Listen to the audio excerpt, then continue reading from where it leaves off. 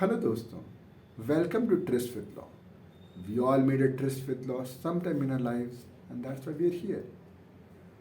दोस्तों, heads of income की series को आगे बढ़ाते हुए आज एक और केस देखते हैं इनकम फ्रॉम प्रॉपर्टी का।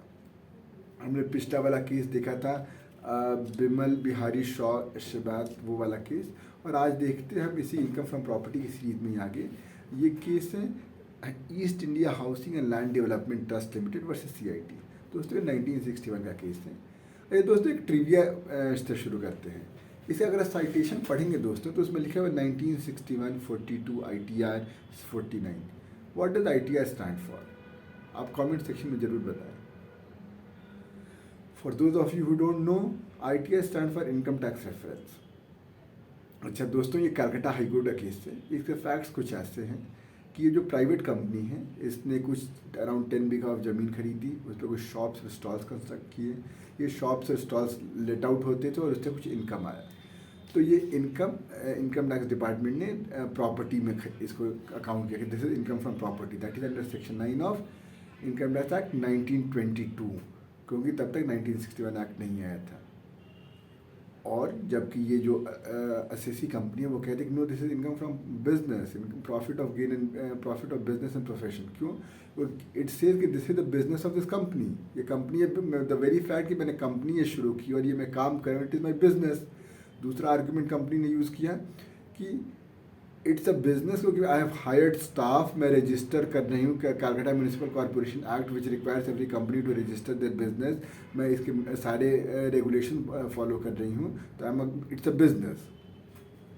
लेकिन इसमें दोस्तों फिर जो कलकत्ता हाईकोर्ट ने अपने पुराने केस को रेफर किया, that is United Commercial Bank Limited Calcutta versus CIT, 1958 का केस था। इसमें कोर्ट ने ये कहा था कि दोस्तों हेड्स ऑफ इनकम जो होते हैं, हमारे सेक्शन 6 ऑफ 1922 एक्ट में हेड्स ऑफ इनकम दी हुई हैं कि सैलरी हो सकता है, प्रॉपर्टी हो सकता है, बिजनेस हो सकता है, अदर सोर्सेज हो सकते हैं और blah blah. These are mutually exclusive. तो अगर कोई चीज़ एक सेक्शन में, एक हेड में फॉल कर गया तो it will not fall under different head. तो इसलिए ना it's a judicial interpretation question कि कौन किस हेड में फॉल करेगा। याद है हम कॉन्स्टिट्यूशन में ऐसे लिस्ट के बारे में फॉल करते थे, ऐसे लिस्ट के बारे में डिस्कशन करते थे। कोई भी आइटम है, कोई किसी सब्जेक्ट पर अगर लॉ बन रहा है तो किस लिस्ट में प्राइमरली फॉल करेगी। तो वहाँ पे हारमोनियस कंस्ट्रक्शन और प्लीनरी पावर्स, इंसिडेंटल पावर्स, इन सब की वो डॉक्ट्रिन्स यूज़ करते थे। Now coming back to this case, तो दोस्तों यहाँ पे कोर्ट यही कह रहा है कि अगर कोई आइटम डायरेक्टली किसी हेड में फॉल कर रहा है तो इसलिए अगर वो इनडायरेक्टली किसी और चीज़ से, इंसिडेंटली किसी और हेड से भी रिलेटेड है तो उससे, लेकिन उसमें फॉल नहीं करेगा। तो इसमें अब इस केस में कहा था United Commercial Bank Limited Calcutta versus CIT। तो और कोर्ट इस केस में it follows this and court additionally at this point कि income tax act is not aggregation of tax on different heads, it's one tax. Although उस tax को compute करने के लिए हम इनकम को पहले क्लब करेंगे, किस किस हेड में क्या क्या इनकम है, अकॉर्डिंगली उस टैक्स के बेसिस पे या तो रेट अलग होगा या उसमें कुछ डिडक्शन होंगे, वो अप्लाई करेंगे। अब अच्छा दोस्तों, एक बात मैं आपसे ये पूछता हूँ, why is the company adamant? उसको टैक्स तो पे करना ही है, तो चाहे वो प्रॉपर्टी में इंक्लूड करके पे करे या बिजनेस में इंक्लूड करके पे करे, तो why is the company adamant कि वो उसको इसी फॉर्म में होना चाहिए? मैं वीडियो एक बार पॉज करके आप जरूर इसका आंसर सोचिए और कॉमेंट में लिखिए।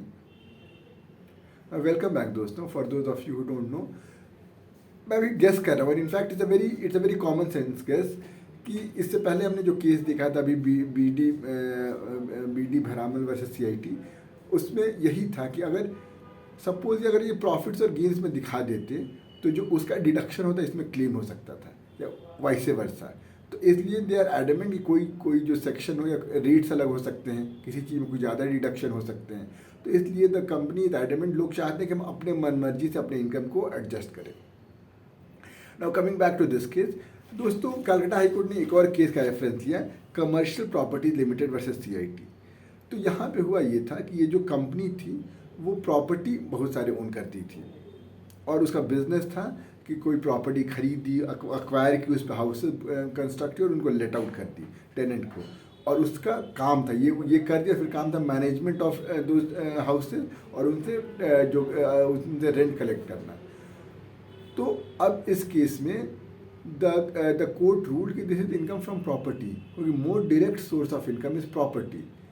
इट डजेंट मैटर कि कंपनी वो कर रही है. The character of the income whether it is from property और फ्रॉम बिजनेस इज इमटेरियल, कि whether it is carried out by a company और a person, the character of that income will not change. तो court का यही कहना है कि इस केस में, जो उस केस में कमर्शियल प्रॉपर्टी लिमिटेड में, the more direct source of was property.